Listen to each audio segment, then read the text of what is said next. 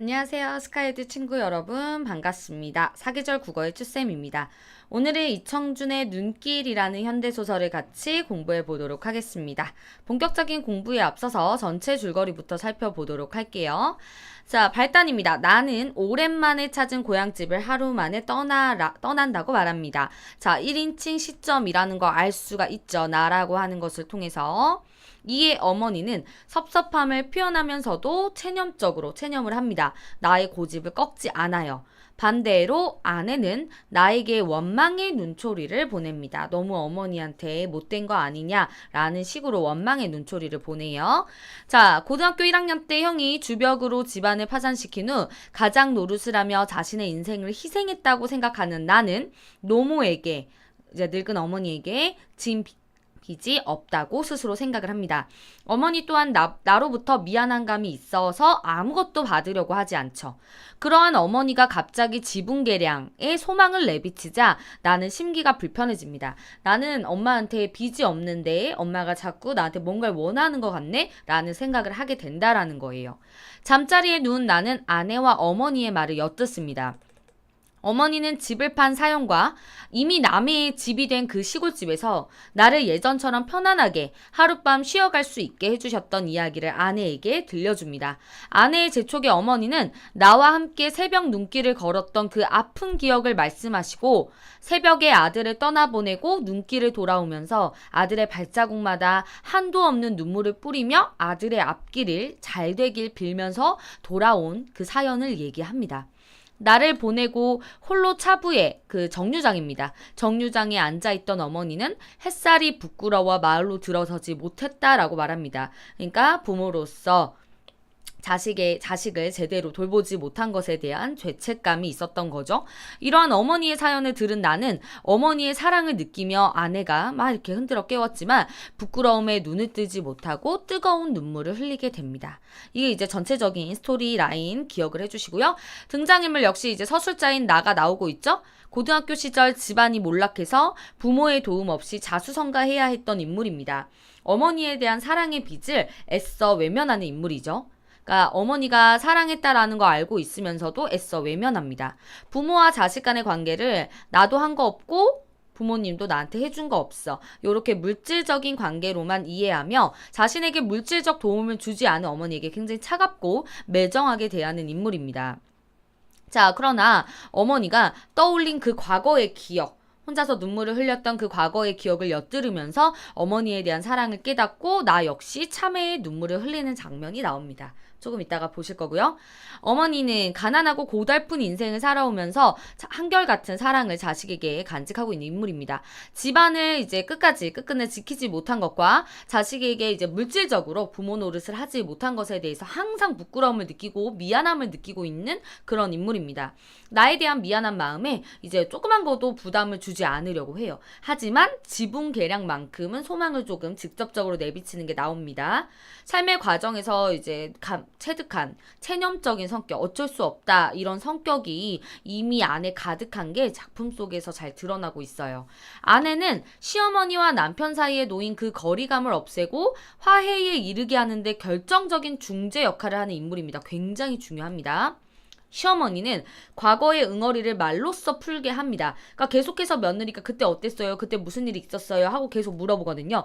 그래서 과거의 응어리를 말로써 풀게 하고 남편은 그 말을 듣고 어머니의 사랑을 깨닫도록 계속해서 유도하는 인물입니다. 그러니까 화해의 계기를 만드는 중재 역할을 하는 중요한 역할이라는 거 기억을 해주십시오. 자, 그러면은 이제 본문 들어가 보도록 할게요. 다음 장을 펴보세요. 내일 아침 올라가야겠어요. 귀경을 이렇게 서두르는 나의 모습이 나옵니다. 귀경을 왜 서두를까? 사건의 단도직입적 제시. 지금 이렇게 시작을 하고 있죠. 사건을 단도직입적으로 제시하고 있다. 귀경을 서두르고 있습니다. 점심상을 물러나 앉으면서 나는 마침내 입속에서 별러오던 계속해서 생각해오던 소리를 내뱉어 버렸다.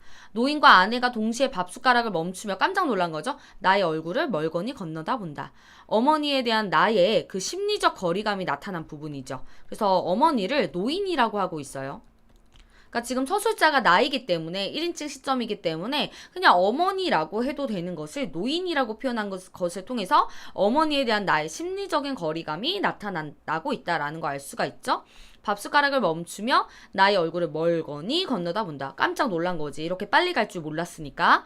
아이고 내일 아침 올라가다니 이참에도 또 그렇게 쉽게 매번 이렇게 쉽게 떠났음을 알 수가 있어요. 그래서 어머니와 나의 그 오래된 갈등을 좀 알 수가 있죠. 오래된 갈등. 노인은 결국 숟가락을 상위로 내려오며 믿기지 않는다는 듯이 되묻고 있었다. 나는 이제 내친 걸음이었다. 어차피 일이 그렇게 될 바엔 말이 나온 김에 매듭을 분명히 지어두지 않으면 안 되었다. 예, 내일 아침에 올라가겠어요. 방학을 얻어온 학생 팔자도 아닌데 남들 일할 때 저라고 이렇게 한가할 수 있나요? 급하게 맡아놓은 일도 한두 가지가 아니고요. 아이고 그래도 한 며칠 쉬어가지 않고 난 하필 이런 더운 때를 골라왔길래 이참에 며칠 좀 쉬어갈 줄 알았더니 자 여름이라는 거 알 수가 있죠. 계절적 배경. 제가 무슨 더운 때 추운 때 가려 살 여유나 있습니까? 그래도 그 먼 길을 이렇게 단걸음에 되돌아가기야 하겠냐. 넌 항상 한동자는 끼니를 마친 뒤 새로 짓는 밥. 그거로만 왔다가 성걸음에 빠른 걸음에 새벽길에 나서곤 하더라만 이번에는 너 혼자도 아니고 하룻밤이나 차분히 좀 쉬어가도록 하거라. 떠나겠다는 나한테 섭섭함과 아쉬움을 느끼고 있는 거죠. 섭섭함을 느끼는 어머니가 대사를 했고요. 오늘 하루는 쉬었지 않아요. 하루를 쉬어도 제 일은 사흘을 버리는걸요. 찾길이 훨씬 나아졌다고 하지만 여기선 아직도 서울이 천리길이라 오는데 하루 가는데 하루 여기는 물리적 거리와 심리적 거리가 둘 다 나오는 부분이에요. 그래서 이 부분에서 이제 매몰찬 어머니한테 굉장히 매몰차고 냉정하다라는 것을 알 수가 있죠. 매몰차고 냉정하다. 급한 일을 우선 좀 마무리를 주고 오지 않고선 노인 대신 이번에는 아내 쪽에서 나를 원망스럽게 건너다 보았다. 그건 물론 나의 주변 머리를 탓하고 있는 게 아니었다. 내게 그처럼 급한 일이 없다는 걸 그녀는 여기 와이프니까 부인이니까 알고 있었다는 거죠. 급한 일이 있다는 나의 핑계가 거짓임이 드러나면서 나가 왜 상경을 서두르는지에 대한 독자의 호기심을 자극하는 부분입니다. 도대체 오랜만에 온 고향집 같은데 왜 이렇게 아들은 어머니를 노인이라고 칭하지 않나? 빨리 서둘러서 서울로 다시 돌아가려고 하지 않는가? 이런 부분에 대해서 독자로 하여금 궁금증을 느끼게 하는 부분입니다. 넘겨보세요. 서울을 떠나올 때 급한 일들은 미리 다 처리해 둔 것을 그녀에게는 내가 말을 해줬으니까. 그리고 이번에는 좀 홀가분한 기분으로 여름 여행을 겸해 며칠 동안이라도 노인을 찾아보자고 내가 먼저 제의를 했었으니까. 그녀는 나의 참을성 없는 이 신경의 변화를 나무라고 있는 것이었다. 자, 이렇게 참을성 없는 걸 뭐라고 합니까? 조변석계라고 합니다. 변덕이 죽을 듯하다. 한자성어. 변덕이 죽을 듯하다라는 뜻이죠. 그리고 그 매정스러운 결단을 원망하고 있는 것이다. 까닭없는 연민과 애원기 같은 좀 그러지 말지. 그리고 연민은 뭐예요? 어머니 불쌍하게 생각하는 거죠. 그리고 애원은 우리 좀 더 머무릅시다. 어머니 불쌍하지도 않아요? 하는 거 있죠. 그런 것이 서려있는 그녀의 눈길이 그것을 더 분명히 하고 있었다. 그러니까 아들을 적극적으로 만류하지 못하는 어머니에 대한 연민과 내가 더 머물기를 바라는 애원이 섞여 있는 거죠. 기억을 해주시고요. 그래 일이 그렇게 바쁘다면 가봐야 하기는 하겠구나. 바쁜 일을 받아놓고 온 사람을 붙잡는다고 들을 일이겠나. 한동안 입을 다물고 앉아있던 노인이 마침내 체념한 듯 다시 입을 열었어요. 항상 그렇게 바쁜 사람인 줄 안다마는 애미라고 이렇게 먼 길을 찾아와도 편한 잠자리 하나 못 마련해주는 내 맘이 아쉬워 그랬던 것 같구나. 말을 끝내고 무연스런 허탈하고 멍한 그런 표정으로 장주 담뱃대라고 생각을 하시면 됩니다. 그래서 시대적 배경을 알 수 있게 해주는 소재죠. 풍년초를 이렇게 풀을 꾹꾹 눌러담기 시작한다. 너무도 간단한 체념이었다. 담배통에 풍년초를 눌러담고 있는 그 노인의 얼굴에는 아내에게서와 같은 어떤 원망기 같은 것도 찾아볼 수가 없었다. 당신 곁을 조급히 떠나고 싶어하는 그 매정스러운 아들에 대한 아쉬움 같은 것도 엿볼 수가 없었다. 성냥불도 붙이려 하지 않고 언제까지고 그것만 꾹꾹 눌러채우고 앉아있는 눈길은 차라리 무표정에 가까운 것이었다. 그러니까 아들에 대한 섭섭함이나 원망을 겉으로 드러내지 않고 체념하고 있다는 걸 알 수가 있죠. 나는 그 너무도 간단한 노인의 체념에 오히려 불쑥 짜증이 솟았다. 좀 이따 나오겠지만 왜 이렇게 엄마는 빨리 체념을 하는 것일까요? 바로 아들에 대한 미안함과 부모로서의 죄책감을 갖고 있기 때문입니다. 나는 마침내 자리를 일어섰다. 그리고는 그 노인의 무표정에 밀려나기라도 하듯 방문을 나왔다. 장지문 밖 가에 작은 치자나무 한 그루가 한낮에 땡볕을 견디고 서 있었다. 그래서 나의 심리의 형상화입니다. 이 부분에서 이제 고통스럽고 곤혹스럽다라는 심리가 나오고 있어요. 옆에 별표 칩니다. 치자나무 묘사의 의미. 치자나무는 나의 심리를 드러내주는 객관적 상관물입니다. 객관적 상관물이라고 하는 것은 사람의 심리를 나타내주는 사물이라고 생각을 해주면 돼요. 심리 묘사에 도움을 주는 사물을 객관적 상관물이라고 합니다.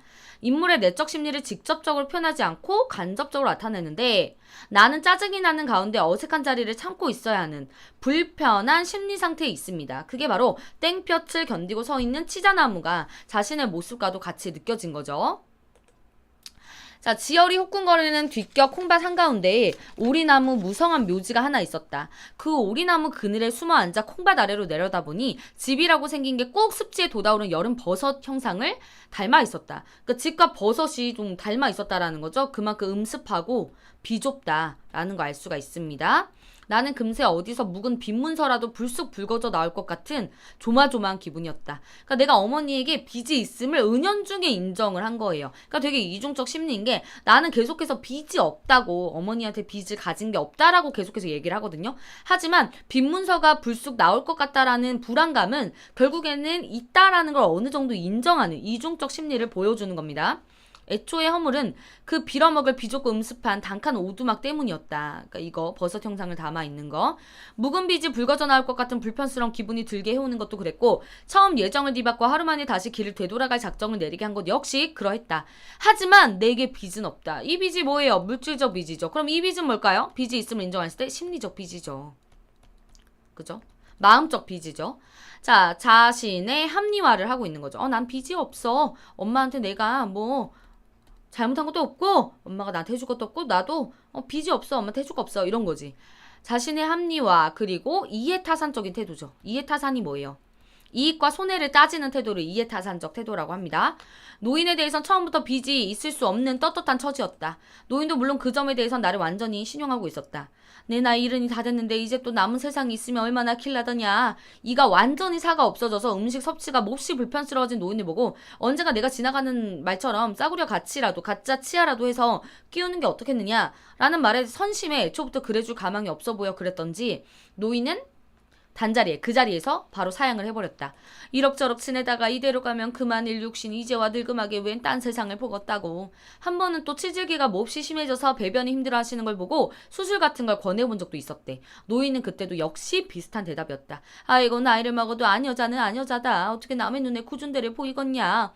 남은 세상이 얼마 길지 못하리라는 체념 때문에도 그랬겠지만 그보다 노인은 아무것도 아들에게 주장하거나 돌려받을 것이 없는 그 미안함과 죄책감 있죠. 당신의 처지를 감득 깨닫고 있었다라는 겁니다.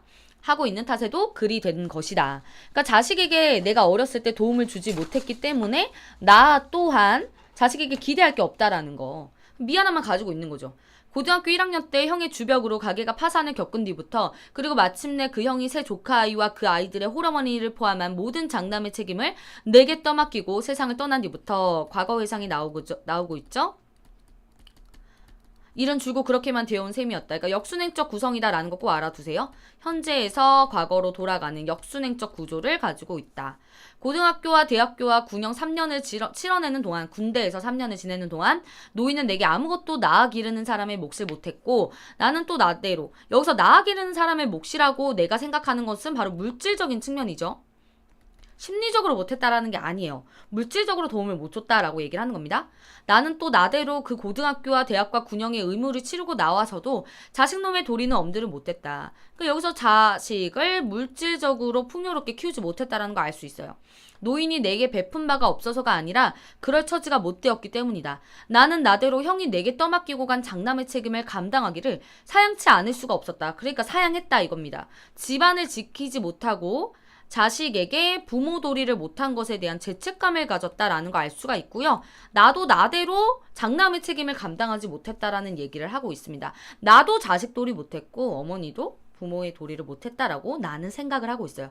그렇기 때문에 서로 주고받을 것이 없는 빚이 서로 없다라고 얘기를 하는 거죠.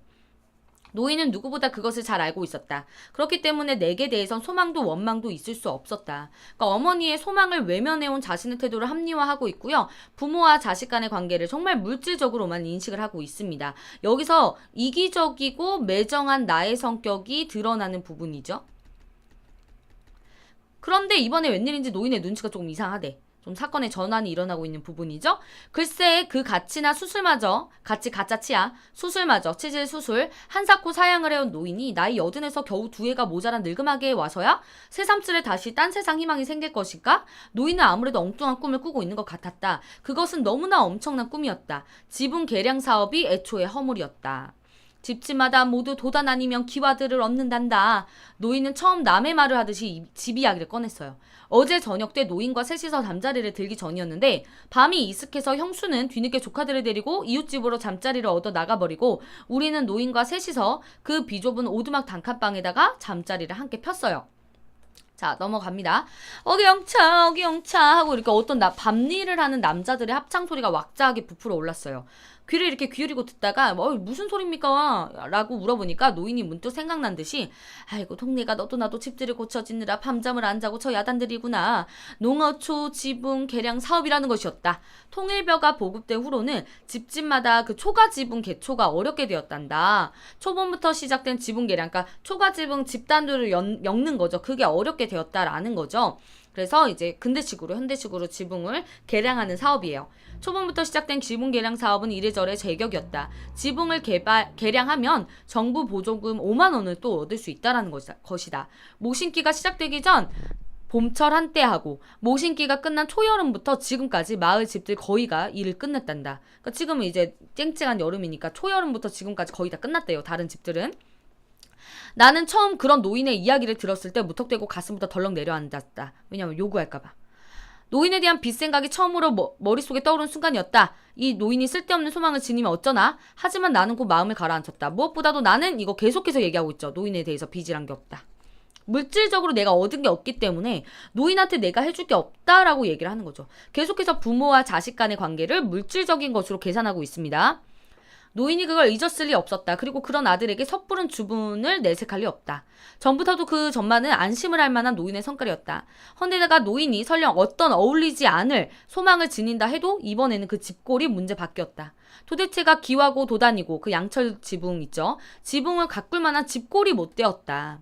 그러니까 지붕이 문제가 아니다 이런 얘기를 하고 있는 거죠. 그래저래 노인도 소망을 지녀볼 엄두를 못 낸 모양이었다. 이야기하는 말투가 영락없이 남의 일이었다.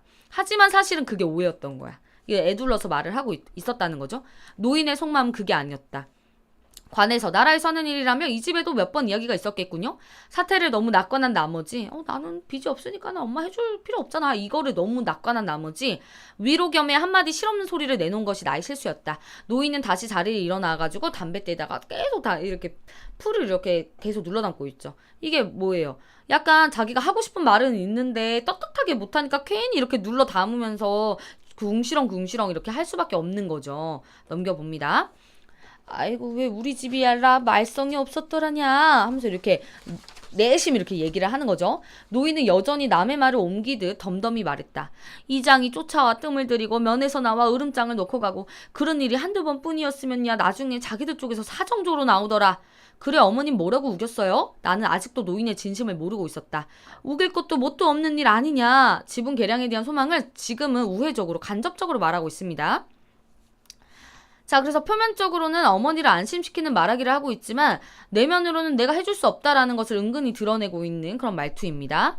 지놈들도 눈깔이 제대로 박힌 인간들인 것인디 사정을 해오면 나도 똑같이 사정을 했더니라. 늙은이도 사람인디 나라고 어디 좋은 집 살고 싶은 마음이 없겠냐고. 이런 게 이제 소망을 우회적으로 나타내는 거지. 마음으로야 천번만번 우리도 남들같이 기와도 입히고 기둥도 갈아내고 하고 싶지만 이 집 꼴을 좀 들여다보시오들. 이 오막살이 꼴에다가 어디 기와를 얹고 말 것이 있겠어. 그러니까 이게 지금 집이 문제다라는 거를 지금 어머니도 은근히 내비치고 있어요. 그랬더니 몇 번 더 발길을 스쳐가더니 그 다음에 흐지부지 말이 없더라. 지놈들도 이 집을 보면 사정을 모를 청맹관이들이라더냐? 그러니까 눈이 안 달렸냐? 이렇게 얘기를 하는 거죠. 노인은 그 거칠고 굵은 엄지손가락 끝으로 뜨거운 장축 끝을 눌러대고 있었다. 계속해서 소망을 약간 감추고 있는 거예요. 그래서 어머니의 힘든 삶을 알 수가 있고 소망을 눌러담고 있음을 알 수가 있습니다. 그 친구들 아마 이 동네를 100% 지분 개량으로 모범마을을 만들고 싶어 그랬던 모양이군요. 나는 왠지 기분이 이상해, 씁쓸해. 그런 식으로 그만 이야기를 얼버무려 넘기려고 하였다. 그런데 그게 오히려 결정적인 실수였다라는 거죠. 여기 어울리는 속담. 혹 때려다 혹 붙인다. 이거 기억을 해주세요. 그러니까 오히려 그만 이야기를 얼버무려 넘기려고 했던 말이 혹을 붙여버렸어요. 진실을 털어놓게 해버렸어요. 하기사 그 사람들도 그런 소리 하더라. 오늘 밤 일을 하고 있는 저 집을 끝내고 나면 이제 이 동네에서 지분 계량을 안 하지 뭐 우리하고 저 아래 동네 순심이네. 두 집밖에 안 남는다니까 말이다. 그래도 동네 듣기 좋은 모범마을 만들자고 이런 집에까지 꼭 기와를 얹으라 하겠어요? 그래 말이다. 차라리 지붕에 기와나 도난 양철 지붕 얹으랬으면 우리도 두 눈 딱 감고 한번 저질러 보고 싶기도 하더라마는 이런 집은 아예 집에 터부터 다시 할 집이라 그렇지. 모범마을이 꼬투리가 되어서 이야기가 당시 엉뚱한 곳으로 번지고 있었다. 나는 비로소 이제 깨달은 거야. 어머니가 이 집 자체에 대한 터 자체에 대한 욕심이 있구나. 나는 다시 가슴이 섬찟해왔다. 하지만 이미 때가 너무 늦고 말았다. 하기사 말이 쉬운 지분 계량이지. 알 속은 실상 새 성주를 하는 집도 여러 집 된단다. 그래 이거지. 실상은 새롭게 집을 얻는 것을 여러 개 한다고 하고 있는 거죠. 한번 이야기를 꺼낸 노인이 거기서부터는 세상 마을 사정을 소상하게 다 털어놓기 시작했다. 그 지분 계량 사업이라는 거 알고 보니 사실 융통성이 꽤나 많은 일이었대. 원칙은 그저 초가 지붕 벗기고 기와나 도단을 얹은 것이었지만 기와의 하중을 견뎌내기 위해서는 기둥을 갈아 넣어야 할 집들이 허다했다. 그걸 구실로 대부분의 사람들은 성주를 새로 하든 집들을 터부터 다 고쳐 지어버렸다. 노인에게도 물론 그런 권유가 여러 번 들어왔다. 기둥이 허술해서 기와를 못 얻는다는 거 구실일 뿐이고 허술한 기둥을 구실로 끝끝내 기와 얹기를 미뤄온 집이 세 가구가 있었는데 이날 밤에 또 한 집이 새 성주를 위해서 밤이를 벌이고 있었다는 것이다. 그러니까 뭐야? 터부터 새로 하고 싶다는 거죠. 노인이 기와 얹기를 단념한 것은 집 기둥이 너무 허약해서가 아니었다.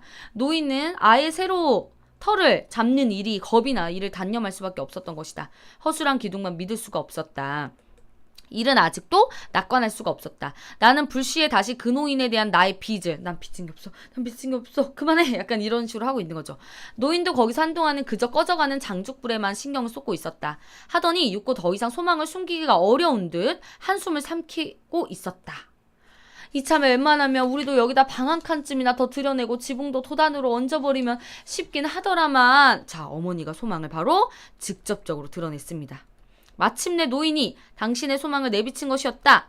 오늘 당할지 내일 당할지 모르는 일이긴 하지만 날짐승만도 못한 목숨이 이리 모지기만 하다 보니 별의별 생각이 다 드는구나. 저런 옥괴 하나도 간수할 곳이 없어 이리 밀치고 저리 밀치다 보면 어떤 때 그저 일을 저질러버리고 싶은 생각이 꿀떡 같아지기도 하고. 노인은 결국 당신의 소망을 분명히 해버리고 말았어요. 지금은 아니더라도 적어도 그런 소망을 지녔던 것만은 분명한 것이었죠. 나는 이제 할 말이 없다. 눈을 감은 채 듣고만 있었대. 노인에 대해선 빚이 없음을 골백번 속으로 다짐하고 있었대. 이번에도 면에서도 그냥 흐지부지 지나가 주더라만 내년엔 또 이번처럼 이렇게 잠잠해 주기나 할는지. 하기자 면 사람들 무서워 집을 고친다고 할 수도 없는 노름이제. 늙은이 냄새가 싫어 그런지 그래도 한 데서 등짝 붙이고 누울 만한 방 놔두고 밤마다 남의 집으로 잠자리를 얻어다니는 저것들. 아까 형수가 애기들 데리고 다른 데 갔었죠. 애미꼴도 모른 채 하지 못할 일이니라 내가 아예 대꾸를 하지 않으니까 노인은 계속해서 푸념을 계속한 거죠. 이미 노인 속에 꽤 구체적인 계획표까지 마련이 되어 있었대. 그래서 이게 이제 집을 고치는 것에 대한 노인의 치밀한 계획이 드러나는 부분이죠. 나라에서 보조금 5만 원 내주고 일을 일단 저지르고 들었더라면 큰돈이야 얼마나 더 들 거냐. 남정네가 없어 남들처럼 일손을 구하기 어렵겠지만 네 형수가 여름 한철만 밭을 매주기로 했으면 건너뛴 용석이 아베도 도와줄 수 있다. 흘기를 돌볼 사람은 그 용석이 아버지에게 부탁을 하고 기둥을 갈아낼 나무 가대는 이장내 산에서 헐값으로 몇 개를 부탁해 볼 수가 있다는 것이다. 그러니까 이미 엄청나게 많이 생각을 하고 있었던 거죠. 그죠? 노인의 장주 끝에는 이제 불기가 꺼져 식어 있었다. 왜 그 정도로 내가 아무 말도 안 한 거야. 무관심. 꺼진 불기는 노인의 소망에 대한 나의 무관심을 의미합니다. 노인은 연신 그 불이 꺼진 장죽을 빨아대면서 한사코 그 보존금 5만 원과 이웃의 도움이 아까워서라도 이를 단념하기 아쉬워하는 투였어요. 하지만 노인은 그러면서도 내게 대한 주장이나 원망의 빛을 보이진 않았죠. 왜? 나에 대한 죄책감과 미안함을 계속 가지고 있는 사람, 그런 어머니잖아요. 이야기의 형식은 어디까지나 과거의 일로서 그런 생각을 해봤을 뿐이고 그럴 뻔했다는 말일 뿐이었다. 그러니까 부담을 주고 싶진 않은 거죠. 엄마의 마음 다 똑같죠? 그리고 그런 식으로 나에 대해서 어떤 형식으로도 직접적인 부담감을 느끼게 하지 않으려는 식이었다. 말하는 목소리도 끝끝내 그 체념기가 짙은 특유의 침착성을 잃지도 않았대. 그죠? 자, 나가 노인에 대해서 빚이 없다고 계속 다짐하는 이유가 나옵니다. 중요합니다, 여러분. 나는 노인의 지분계량 문제를 들은 것만으로 부담스러워하며 그 부담에서 벗어나려고 합니다. 주인공은 어머니에 대해서 물질적으로 아무것도 받은 것이 없다는 원망과 자식 노릇을 제대로 못했다는 죄책감이 뒤섞인 감정을 느끼고 있습니다. 중요해요. 그래서 주인공은 모자 관계를 물질적 채무 관계로 환원시켜 내게 해준 것이 없으니 나도 해줄 필요가 없다는 식으로 자신의 죄책감을 무마하고 정당화하고 있습니다. 와우, 서술형 나올 수 있겠죠? 하지만 다 소용없는 일이다. 세상 일이 그렇게 망가치만 된다면야 나이 먹고 늙은 걸 서러워 안 할 사람이 있을라더냐. 나이를 먹으면 애기가 된다더니 이게 다 나이 먹고 늙어가는 노망기 한 가지지. 자신의 소망을 노망기 탓으로 돌리고 있어요. 나에게 부담을 주지 않으려고 계속해서 얘기를 하고 있는 거죠. 하지만 나는 이제 노인의 내심을 못 알아볼 리가 없었다. 한마디 말참견도 없이 눈을 감고 잠이 든 채 잠잠히 누워만 있던 아내까지도 그것을 분명히 눈치채고 있었다.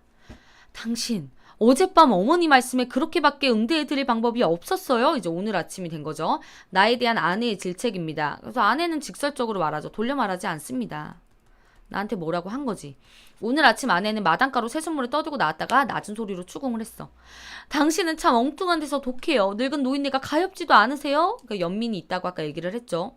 말씀이라도 좀 더 따뜻하게 위로를 드릴 수 있었을 텐데요. 자, 넘깁니다. 그러면서 이제 중략 뒤에 아내가 옛날 집에 대한 이야기를 꺼내요. 근데 이거 일부러 꺼내는 거예요. 결국에 옛날 일을 들추어 내가지고 나와 어머니의 화해의 계기를 마련하고자 하는 거죠. 아내가 느닷없이 화제를 바꾸고 나섰다. 별달리 노인을 달랠 말이 없으니까 지나간 일이나마 그렇게 넓게 살던 옛집의 기억을 상기시켜서라도 노인을 위로하고 싶어진 것이리라.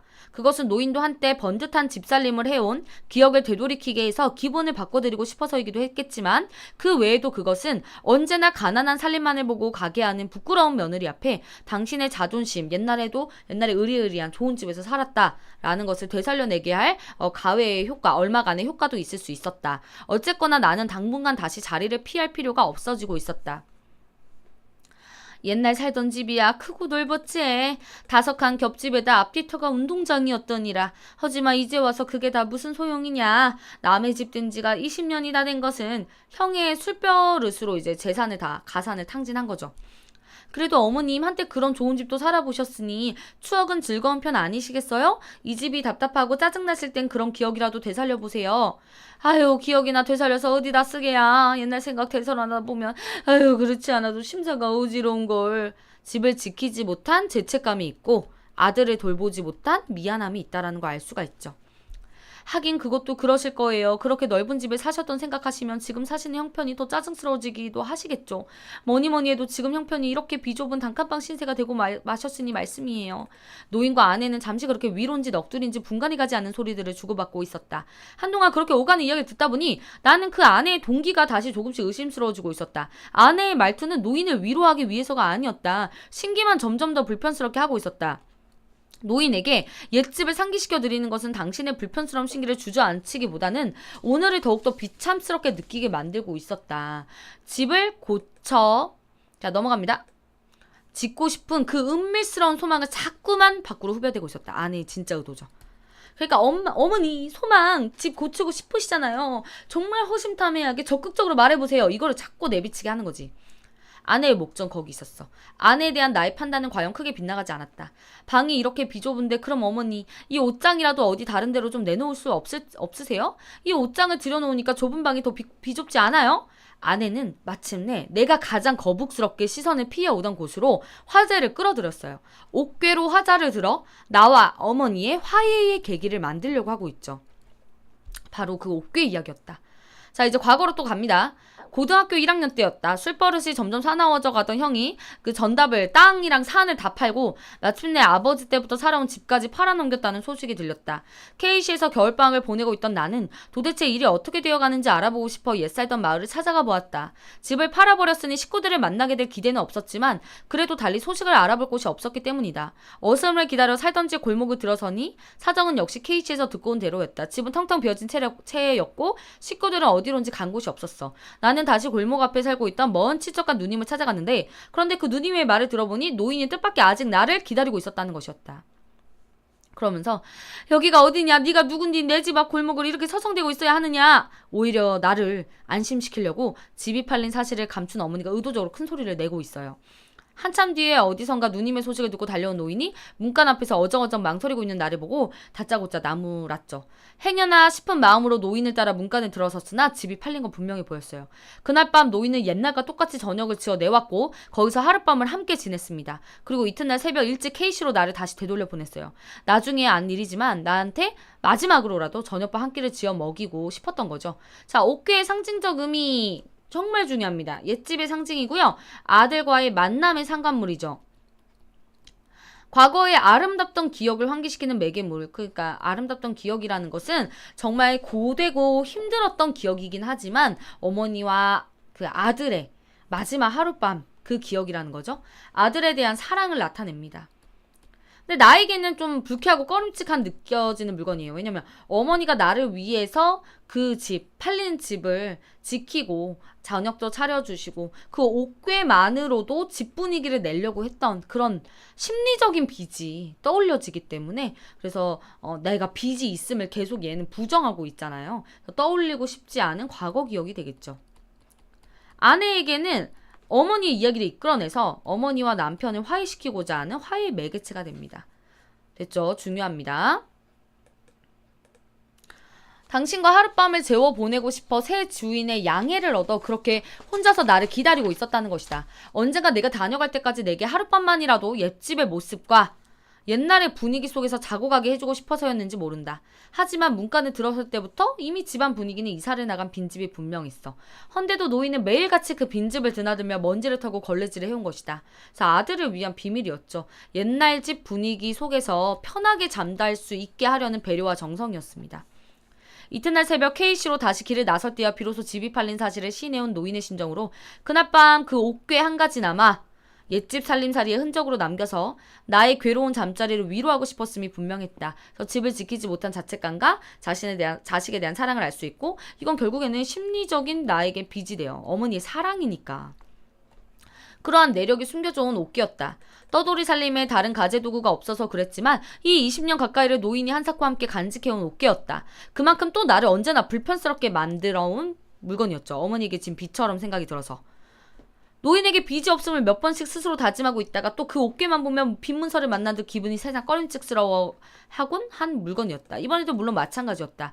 노인의 방을 들어선 순간에 벌써 기분을 불편스럽게 해오던 옥괴였다. 그리고 끝내 이틀 밤을 못 넘기고 길을 다시 되돌아갈 작정을 내리게 한 것도 알고 보면 바로 그 옥괴의 허물이 컸을지 모른다. 자, 여기 중요합니다. 옥괴를 보면요.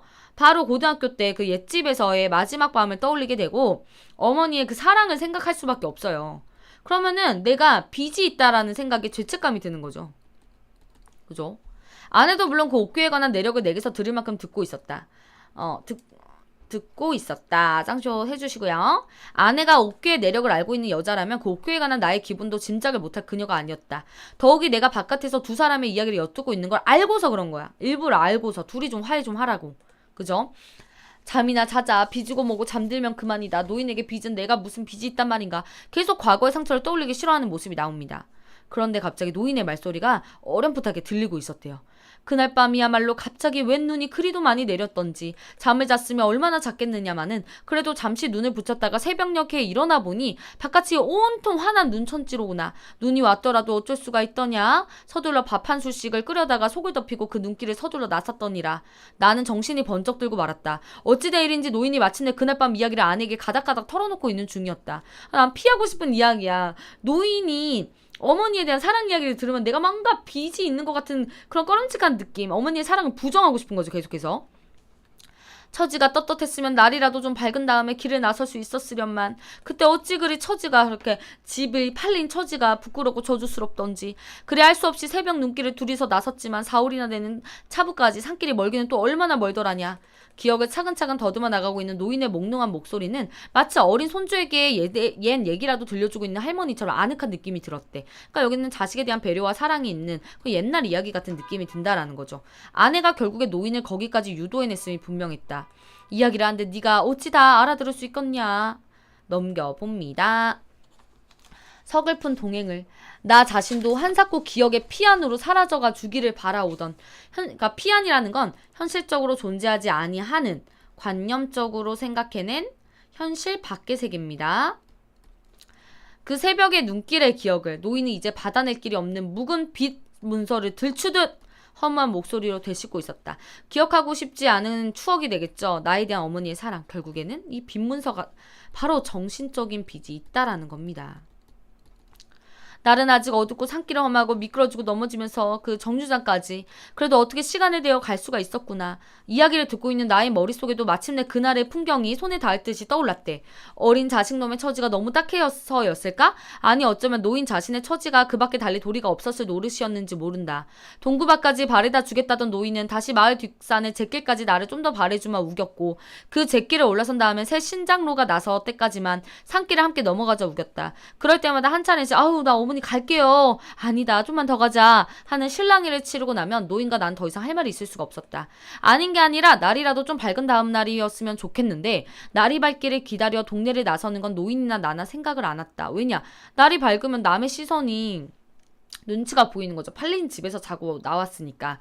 그나마 그 어둠을 타고 마을을 나서는 것이 노인이나 나나 마음이 편했다. 노인의 말 맞다나 미끄러지고 넘어지면서 내가 미끄러지면 노인이 나를 이렇게 부축해서 일으키고 노인이 넘어지면 내가 당신을 부축해가면서 그렇게 말없이 신장로까지 나섰다. 나와 어머니의 사랑 이게 또 화해의 계기가 되는 거죠. 뭉클했던 기억. 그러고도 아직 그 면소 차부까지 길이 한참 남아있었다. 아직도 날이 밝기 전이었다. 하지만 그러고 우리 어찌되었던가 나는 차를 떠나버렸고 노인은 다시 그 어둠 속에 눈길을 되돌아선 것이다. 내가 알고 있는 거 거기까지였대. 나도 아직 들은 바가 없었대. 이제부터가 중요한 거죠. 그래서 노인을 길가에 혼자 남겨두고 차로 올라서 버린 그 순간부터 나는 차마 노인을 생각하기 싫었대. 노인도 오늘까지 그날의 뒷얘기를 들려준 일이 없었다. 헌데 노인은 웬일로 오늘사 그날의 기억을 끝까지 돌이키고 있었다. 어떻게 장터거리로 들어서서 정류장이 저만큼 보일만한 때까지 가니까 그때 마침 차가 미리 불을 켜고 정류장을 나오는구나. 급한 김에 내가 손을 휘저어 그 차를 세웠더니 그래 그 운전수란 사람들은 어찌 그리 깁하고 매정하기만 사람들이냐. 차를 미처 세우지도 덜하고 덜크렁덜크렁 눈 깜짝할 사이에 저 아그를 훌쩍 실어 담고 가버리는구나. 인사할 틈도 없었다는 거지. 잠잠히 입을 다문 채 듣고만 있던 아내가 한마디를 끼어들고 있었다. 나는 갑자기 다시 노인의 이야기가 막 두려워. 막 노인에 대한 사랑 이야기를 들으면 내가 빚을 얻는 것 같은 느낌이 드는 거지. 자리를 차고 일어나 다음 이야기를 가려먹고 싶었대. 하지만 난 이미 그럴 수가 없었어. 사지가 말을 들어주지 않았고 뭔가 온몸이 마치 물을 먹은 손처럼 무겁게 가라앉아 있었대. 형언하기 어려운 어떤 달콤한 슬픔. 이거 중요합니다. 왜 달콤한 슬픔이라고 하겠어요? 어머니에 대한 사랑을 내가 깨달았기 때문에. 기억하고 싶지 않은 상처지만 또 어머니의 사랑이 스며있기 때문에 역설인 거죠. 어머니의 사랑과 상처 같이 뭉쳐있는 거야. 어떻게 하기는야. 넋이 나간 사람 마냥 어둠 속에서 한참이나 찾기를 바라보고 서 있을 수밖에. 그 허망한 마음을 어떻게 다 말할 수가 있을 거나. 노인은 여전히 옛 얘기를 하는 듯 그 차분하고 아득한 음성으로 그날의 기억을 더듬어 나갔다. 한참 그러고 서 있다 보니 찬바람에 정신이 좀 되돌아오더구나. 정신이 들어보니 갈 길이 세상 허망스럽지 않았겠냐. 지금까진 그래도 저하고 나하고 둘이서 함께 헤쳐온 길인데 이제 이 길을 늙은 거 혼자서 되돌아가려니 거기다 아직도 날은 어둡지. 그대로 암만 해도 길을 되돌아설 수가 없어서 정류장을 찾아 들어갔더니라. 한시경이나 차부한 그러니까 한 시간 넘게 차부한 나무 걸상에 웅크리고 앉아 있으려니 그제서야 이제 아침이 돼서 동력 하늘이 환해져 오더구나. 그래서 또 혼자 서두를 것도 없는 길을 서둘러 나섰는디 그때 일만은 언제까지도 잊혀질 수가 없을 것 같구나. 길을 혼자 돌아가시던 그때의 일을 말씀이세요? 눈길을 혼자 돌아가다 보니 그 길에 아직도 우리 둘 말고 아무도 지나간 사람이 없지 않았겠냐. 눈발이 그친 신장로 그 눈 위에 저하고 나하고 둘이 걸어온 그 발자국만 있었더구나. 그래서 어머니 그 발자국 때문에 아들 생각이 더 간절하였겠네요. 아내는 어머니 말을 이끌어내서 어머니의 사랑을 나에게 깨닫게 하려고 일부러 그러고 있는 거예요. 간절하다 뿐이겠냐. 신장로를 지나고 산길을 들어서 굽이굽이 돌아온 그 몹쓸 발자국에 아직도 도란도란 저하그의 목소리나 따뜻한 온기가 남아있는 것 같고 산비둘기만 푸르륵 날아올라도 저하그는 억시 새가 되어 다시 되돌아오는 것 같고 나무들이 눈을 쓰고 써있는 것만 보아도 저하그 모습이 그만 뛰어나올 것만 같이 싶었지. 네모칸 친거 다 아들을 떠올리게 하는 소재입니다. 하다 보니 나는 굽이굽이 외지기만 한 그 산길을 저 악어 발자국만 따라 밟고 왔어야. 내 자석아, 내 자석아, 너하고 둘이 온 길에 이제 이 몹쓸 느낄 것 혼자서 너를 보내고 돌아가고 있구나. 어머님 그때 우시지 않았어요? 울기만 했겠냐. 그 발자국마다 한도 없는 눈물을 뿌리며 돌아왔지. 내 자석아, 부디 몸이나 성이 지나거라. 너라도 좋은 눈 타서 복 받고 살거라. 눈앞이 가리도록 눈물을 떨구면서 눈물로 저 악어 앞길만 빌고 왔대. 아내는 이제 할 말을 잊은 듯 조용히 다물고 있었다. 그런데 그 서두를 것도 없는 길이라 그렁저렁 시름 없이 걸어온 발걸음이 그래도 어느 참에 동네 뒷산을 당도해 있었구나. 하지만 나는 그 길로는 차마 동네를 바로 들어설 수가 없어. 잿등 위에 눈을 쓰고 아직도 한참이나 시간을 기다리고 앉아있었더니라. 어머니도 이제 돌아가실 거처가 없으셨던 거지요. 한동안 조용히 입을 다물고 있던 아내가 이제 더 이상 참을 수가 없어진 듯 갑자기 노인을 추궁했고 그녀의 목소리 이제 울먹거려. 자식에 대한 어머니의 사랑에 대한 감동인 거죠. 나 역시도 이제 더 이상 노인을 참을 수가 없었다. 이제나마 노인을 가로막고 싶었는데 그것도 역시 불가능해. 왜냐면 난 눈을 뜰 수 없어. 눈물을 흘리고 있어요. 어머니의 사랑을 깨달은 나의 부끄러움과 죄책감이 있는 거죠. 자, 눈길의 의미 별표 치시고 꼭 알아두십시오. 나에게 기억하고 싶지 않은 추억, 집안의 몰락으로 자수성가해야 하는 고난의 삶을 의미하는데 어머니의 입장에서 아들에 대한 헌신적 사랑이죠. 그리고 시련과 몰락한 집안에서 겪어온 인내와 고통의 삶. 여보 이제 일어나 보세요. 일어나서 당신도 말을 좀 해보세요. 그녀가 느닷없이